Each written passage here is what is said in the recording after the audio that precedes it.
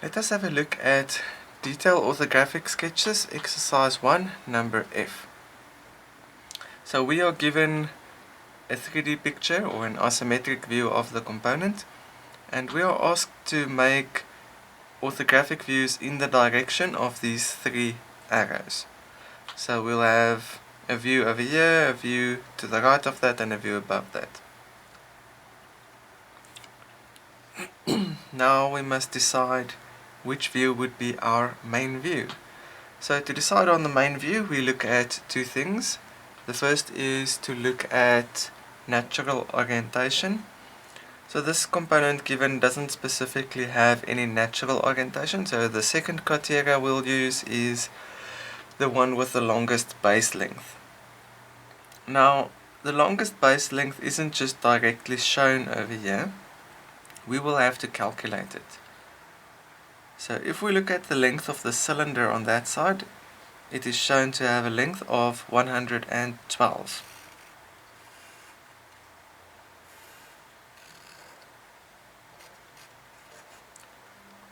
So the right hand view has a length of 112. The view in the direction of this arrow, we'll have to calculate that length. So from the center of that circle to the center of the next circle is 112.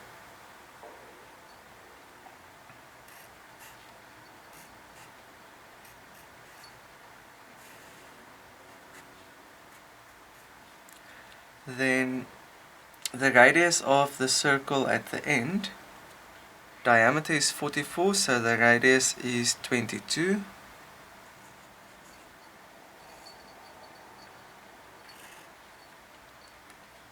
This one on the left hand side has a diameter of 68, so radius is 34.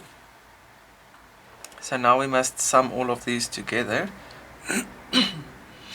34 plus 112 is 146. So total distance looks like it should be about 168. So that means this view here is the longer one of the two, and it also happened to show the profile the best with all these circles in it. So this is going to be my main view, and above the main view we will have a top view.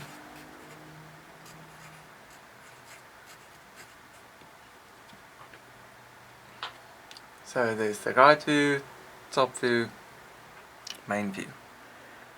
Now we'll have to quickly figure out what's going on over here, and for that we're going to need to use the dimension values as well as these projected or extended center lines.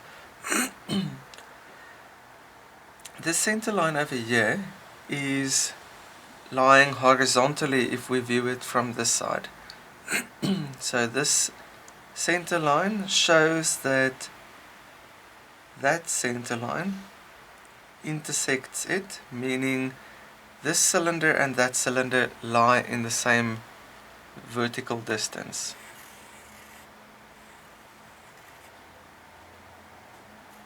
So what I mean by that is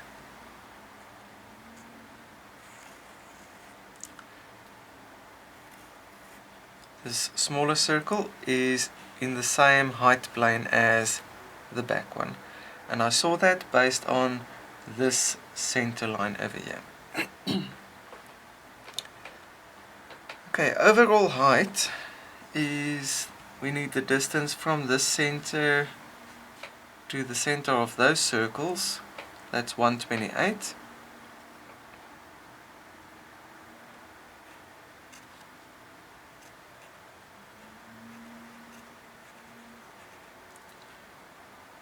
These circles have a diameter of 36 because these two lines are tangent to the circle, so that's 36, meaning the radius is 18.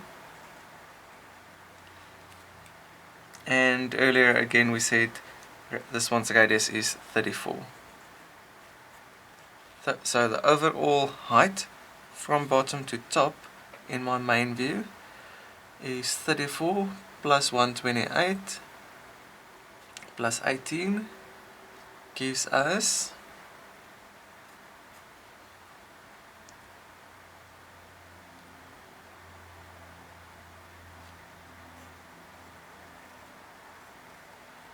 looks like 180. So it's slightly taller than what it is long. Okay, good. So now we know more or less what the size of this main view is, and we know the view layout as well. Now we can start to plan our drawing. So we'll have a main view, a right view and a top view. Remember that we must leave gaps between the views.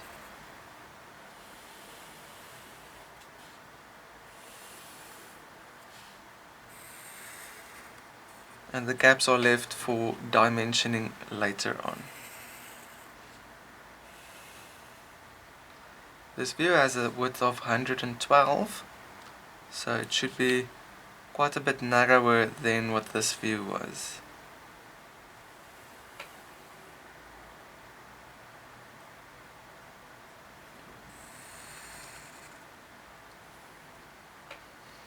And over here we've got the top view.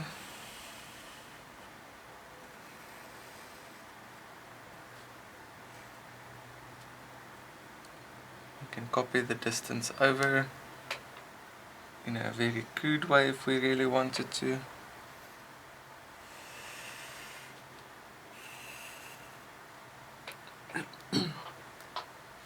Okay, there we have our three views. So now I can start to add details. I'm going to start with this view, the main view, and I'm going to start with the circles in the main view. So the big circle had a diameter slightly bigger than a third of the height.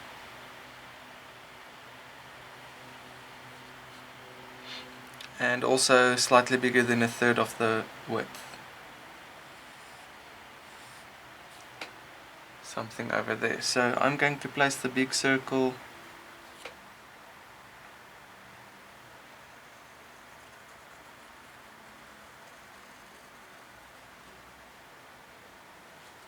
over there.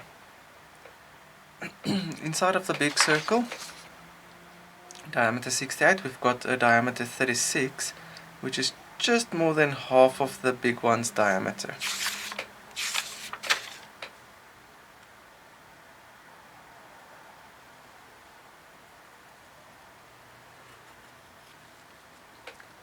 Something like that.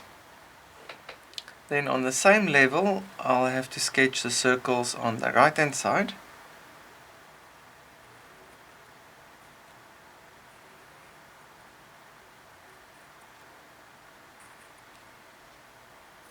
This circle had a diameter of 44, so that's about 2/3 as big as the big one. Inside of that it had one with a diameter of 24. That's about just more than half of the size.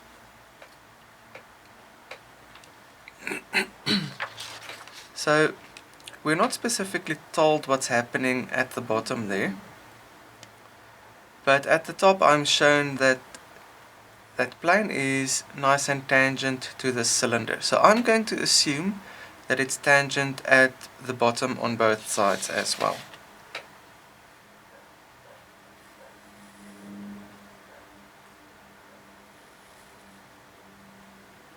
Something like that. You'll see at the top though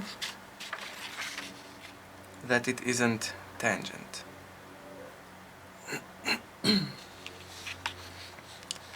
Then at the top there we've got this portion that is 36 wide, so same diameter as this circle going upwards. So let's put that part in. Same diameter as that circle.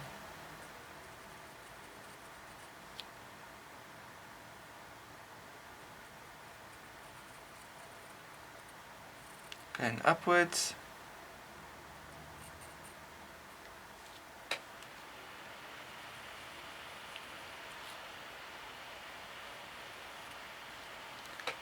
Something like that.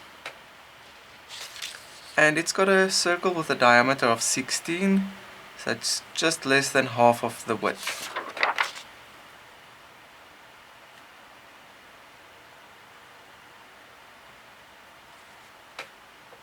Something like that. And don't forget that line over there.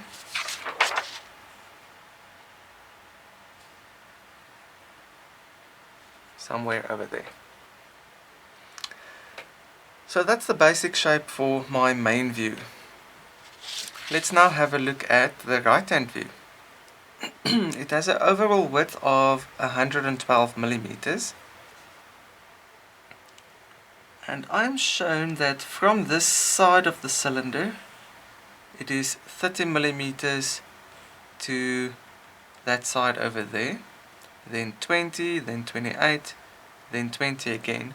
So what I'm going to do now is I'm going to calculate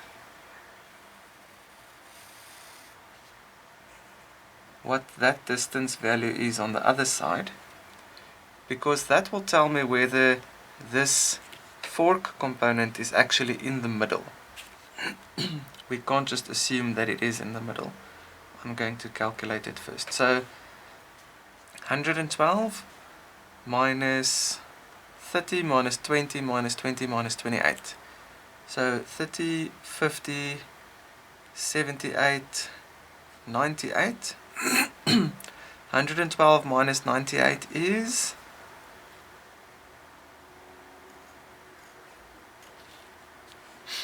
14. So that means this fork component is actually to the right of the middle. It isn't perfectly in the middle. If we want, we can calculate the distance to the middle of this fork, which is 30, 50 plus 14 is 64.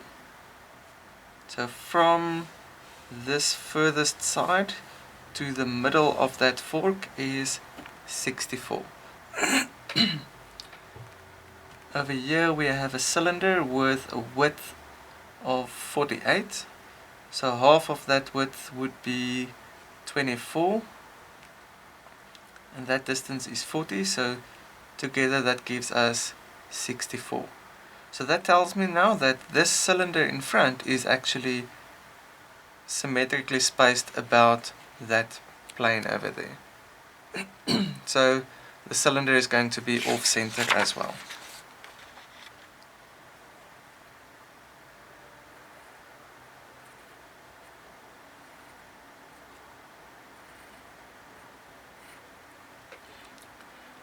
Okay, there's the center line. The small cylinder would be slightly to the right of the middle, and 48 is less than half of 112. So just to proportion that thing correctly,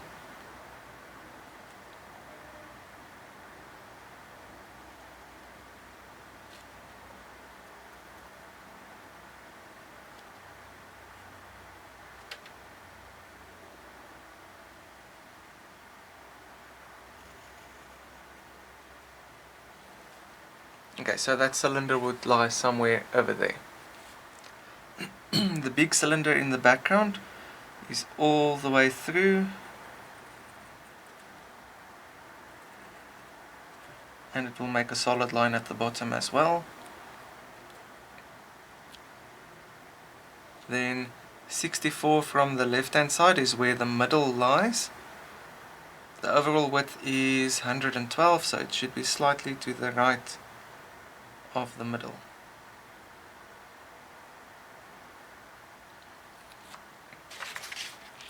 This width over here is 16, which is about a third of the width of that entire thing over there.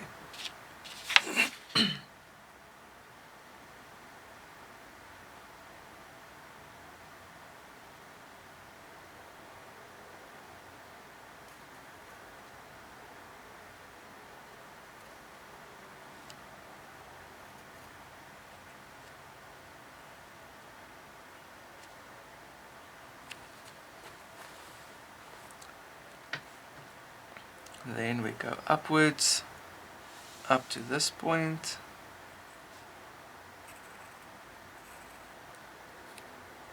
Then it steps out.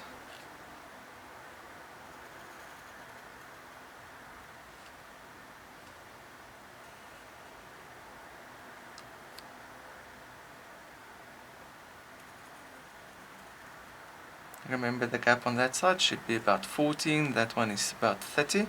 So that gap should be about half as big as the one on the other side. Then this is 16. It's the same size over there. This width on the inside is 28. That side is 20 and 20.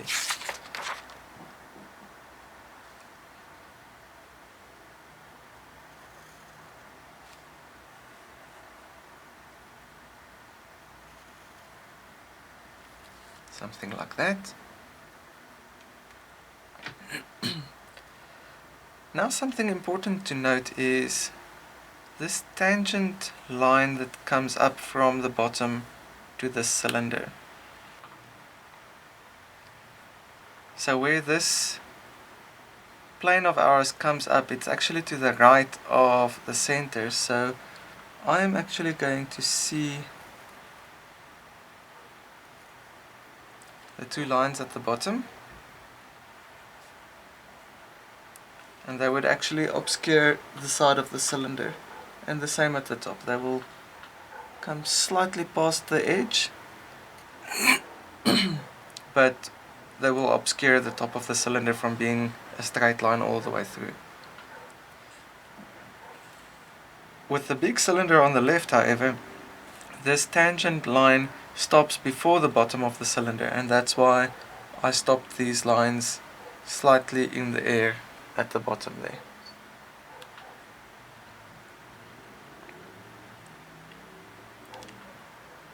Okay, good. So I think that is most of the right hand view for now. Let's quickly do the top view. So the top view will have the big cylinder all the way through. It will have the smaller cylinder on the right hand side. Remember that it's off center.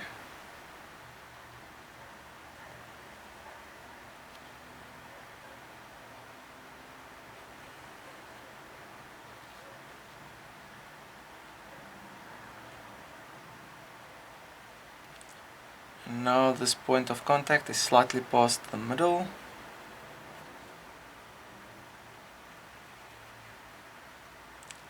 Slightly past the middle again. It will go over this side up to where it meets this vertical part.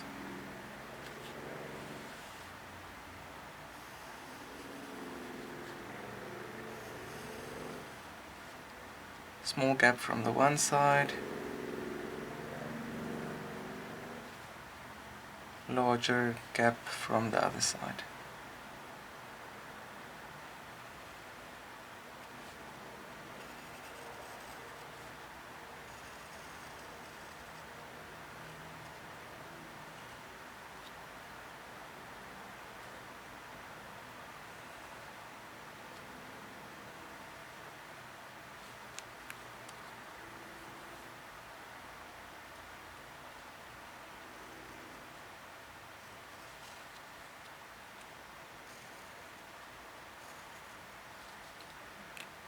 The next thing I can do is I can darken all my visible edges.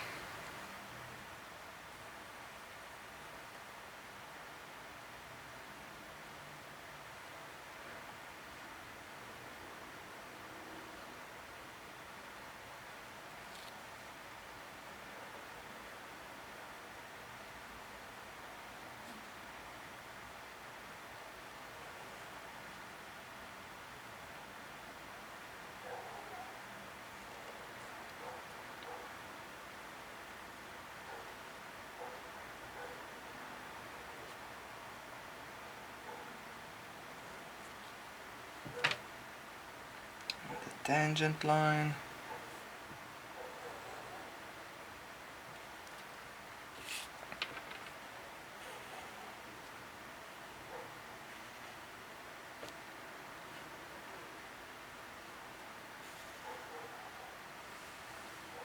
This is the big cylinder.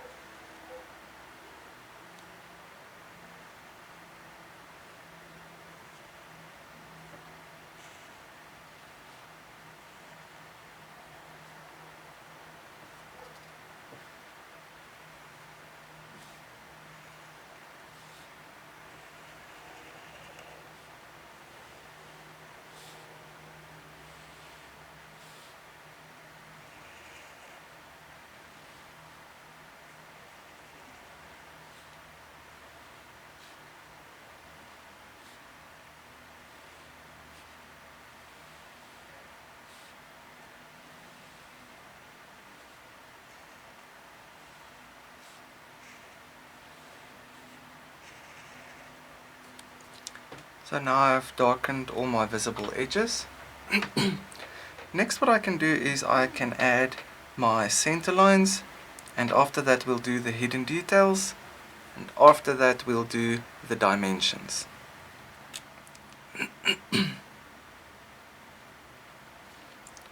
So you can do your center lines with your thinner pencil. I'm just noticing that my thin pencil isn't coming up very clearly on the camera.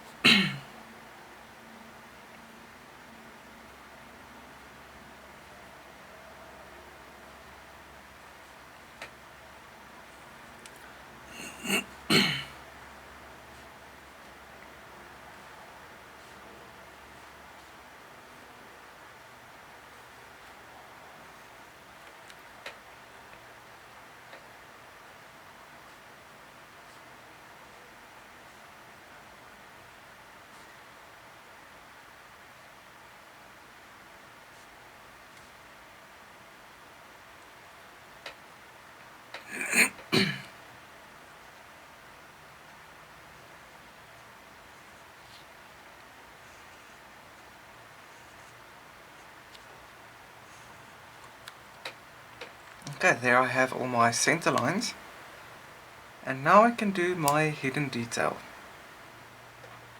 But we'll have to think carefully about this to make sure that it's as simple as possible. If I were to show the hidden detail for the big circle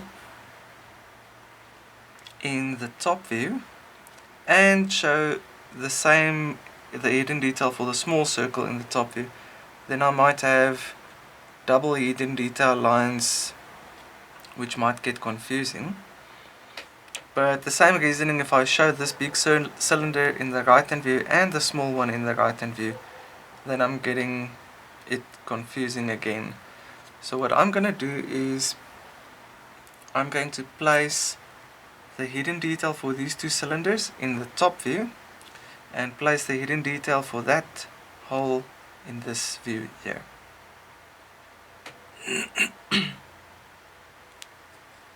Okay, but remember now that this cylinder and this side both have a size of 36, meaning if I want to place the hidden detail for this cylinder in my top view, it's only going to be visible over there and over there. So I'm going to move this cylinder's hidden detail to that view. I think it will make more sense there. This cylinder had a diameter of 44, so this hidden detail should be slightly smaller than that.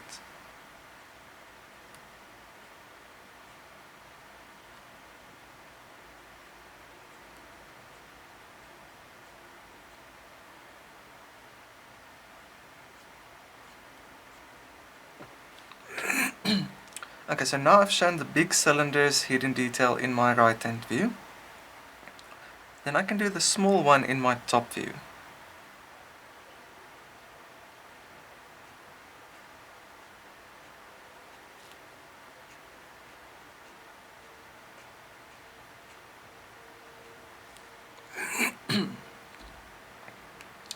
And the last hidden detail to show would be for this component over here, that hole, the diameter 16 hole. I can show it either in my right hand view or in my top view. In this case, it really wouldn't make a difference which one you choose.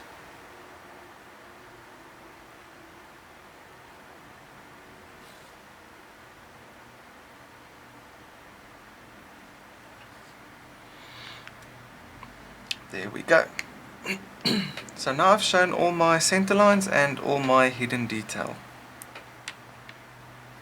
There isn't a specific rule as to where you show which hidden detail.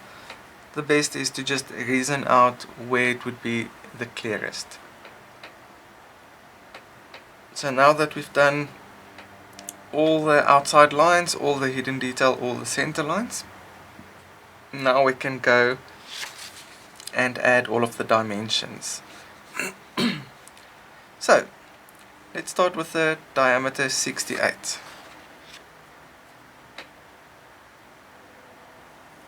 Go through the center of the circle, horizontal, diameter 68. I usually then mark it off on the question. The diameter 36 inside of that one.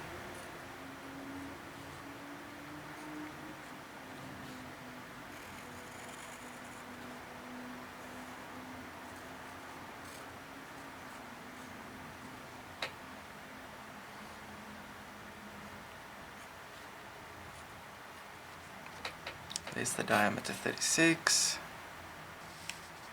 diameter 24 and the diameter 44.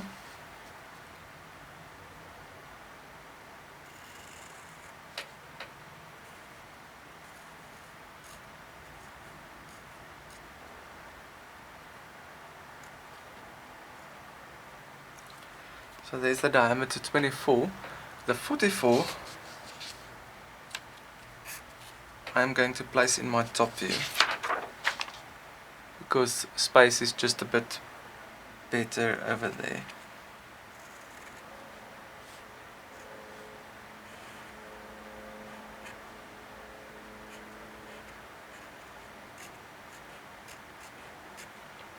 Okay, diameter 44 is done. This width of 40 and that width of 48 I can give either in my right hand view or in my top view.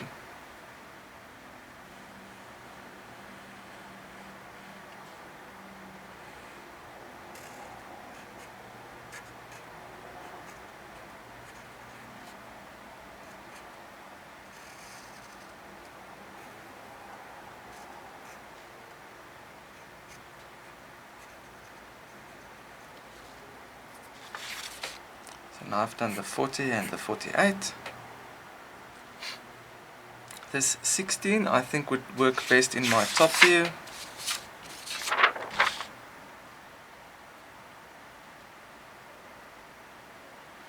Now we can place it all the way on the outside or we can place it on the inside. It is not wrong to do it in any of the two ways. I can also place it in my right hand view. So for now let's place it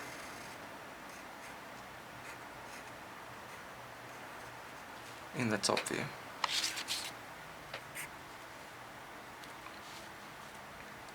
My 112 I'm going to place in my right hand view.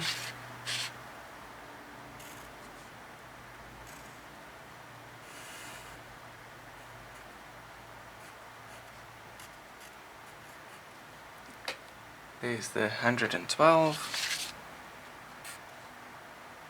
This 112 I can place either in my top view or in my right hand view. Sorry, not right hand, top view or front view. I'm going to place it in the front view because then I can clearly show that it's the distance between the cylinders.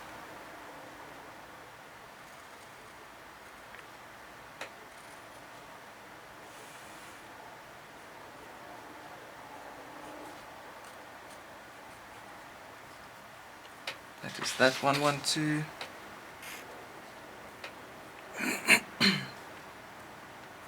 Next we can do this 16. and that 16 is only visible in my right hand view.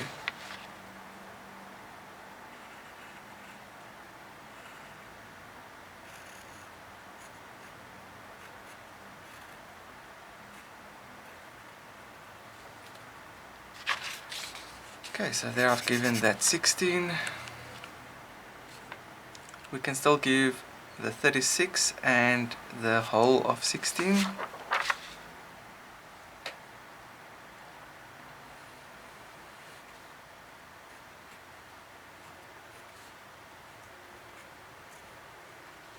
There I've given the 36.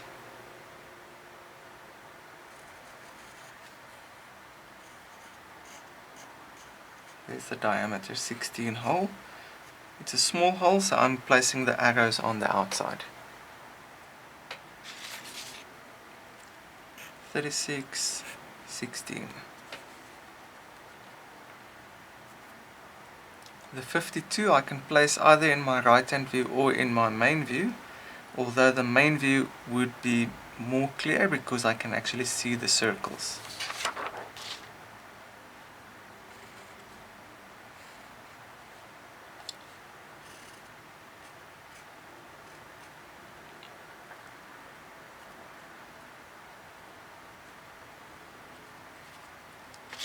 Okay, there's the 52 gone. The 128 I can give in my main view as well.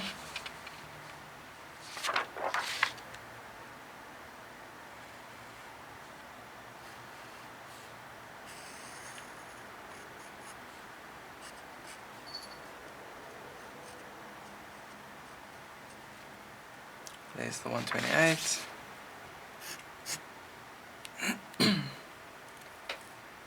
Now I need the 30, 20, 28, 20.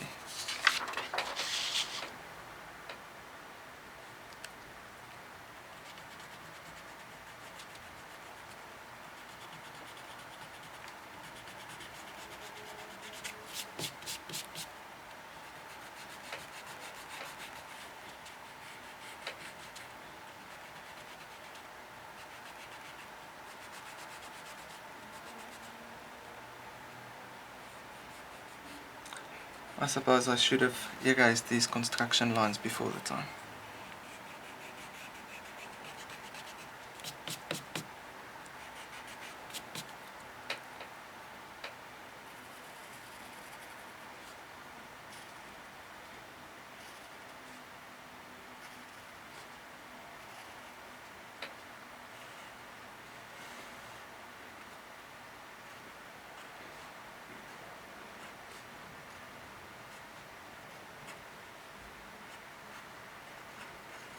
$30, $20, $28, $20. $30, $20, $28, $20. The 14 wasn't necessary. Okay.